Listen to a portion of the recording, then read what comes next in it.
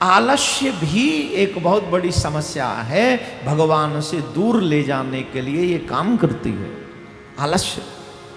इससे निवृत्ति पाओ। जो बच्चे जवान जीवन में सक्सेस होना चाहते हैं, आप सबको एक मूल मंत्र दे रहा हूं, जिंदगी में कभी भी आलस्य के वशीभूत मत होइएगा। अगर आप आलसी हो गए तो जो आपको 100% मिलने चाहिए वहां 40 और 50 में आपको संतोष करना पड़ेगा। आलसी नहीं। हमारे यहां कहते हैं जो चेला आलसी हो उसका त्याग कर देना चाहिए। किसका? आलसी चेला का त्याग कर देना चाहिए। चेले को छोड़ दे। जो चेला आलसी हो, जो भजन ही ना करे, सेवा ही ना करे, ऐसे चेले को छोड़ दो। अब यहां चेले कह रहे होंगे वाह जी वाह महाराज, चेलों को ही छोड़ दो, गुरु को ना छोड़ दो। कई तो तैयार डोल रहे हैं गुरु को छोड़ने के लिए। नहीं, मौका तो मिले। कौन कौन छोड़ना चाहता है? या कोई नहीं? अरे वाह, बड़े सात्विक विचारों वाले हैं। गुरु लालची तजो तजो चेलाल सेठा, पिता अधर्मी तजो तजो नालायक बेटा।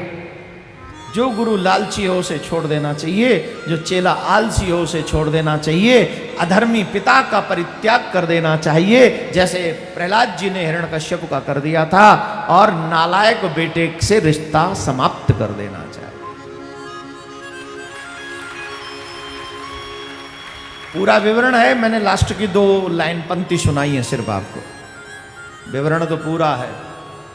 नालायक बेटा तजो तजो स्वार्थी यार, निर्मोही माता तजो तजो निर्लज्जी नार, तजो निर्लज्जी नार तजो सन्यासी कामी, नौकर नमक हराम तजो अन्यायी स्वामी, पिता अधर्मी तजो तजो चेला अलसेटा, गुरु लालची तजो तजो चेला अलसेटा, पिता अधर्मी तजो तजो नालायक बेटा। ऐसे पूरा पद है ये। तो आलस जो है हमें धर्म से दूर रखता है, हमें कथा से दूर कर दे। मां पार्वती जी को नींद आ गई और सुख कथा सुन रहे हैं, और कथा भी पूरी हुई नहीं है, मैया सो गई हैं। अब कथा कौन सुनाए?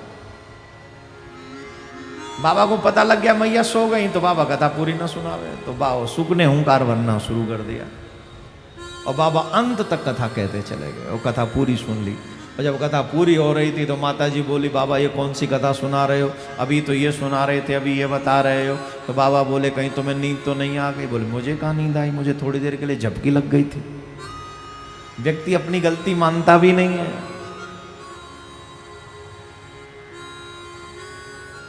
क्या करता है? कोई सो रहा हो उससे पूछो क्या कर रहे हो? बोले ध्यान से नेत्र बंद करके कथा सुन रहा हूं।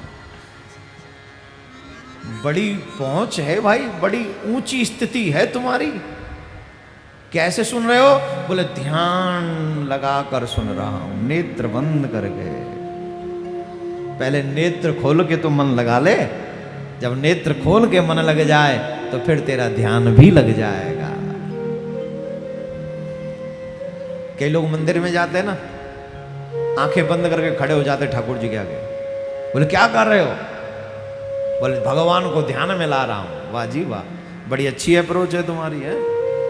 जब मंदिर में आ रहे थे अंदर तो तमाम दुकानों को देखा, तमाम मकानों को देखा, तमाम दर्शनार्थियों को देखा, तब तो आंखें बंद नहीं की। और जब मंदिर में पहुंचे तो आंखें बंद कर ली। अरे बोल ध्यान धर के देख रहा हूं। पहले आंखें खोल की तो समझ ले, ध्यान बंद करके कुछ आता है जल्दी से? योग की 7वीं स्थिति है ध्यान। 7वीं। इतना प्रयास करना पड़ता है तब जाके ध्यान में पहुंचते हैं। इतना आसान नहीं है।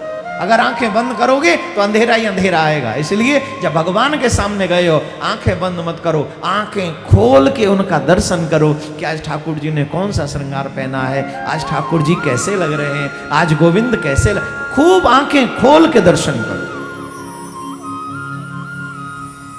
और जब भगवान उस स्थिति में पहुंचा दे कि नेत्र बंद करके देखें तो वही वो नजर आए, तो वो तो स्थिति फिर बड़ी अलग है, बड़ी सुंदर स्थिति है। झपकी लग गई। मां बोली, तो ये कथा कौन सुन रहा था? बाबा ने देखा, तो देखा सुख बड़े ध्यान से, प्रेम से मगन होकर भगवान की कथा श्रवण कर रहे हैं।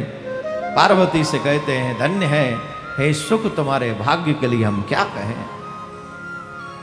जो कथा पार्वती न सुन सकी, वो कथा तुम पूरी सुन गए, तुम्हारे लिए धन्य।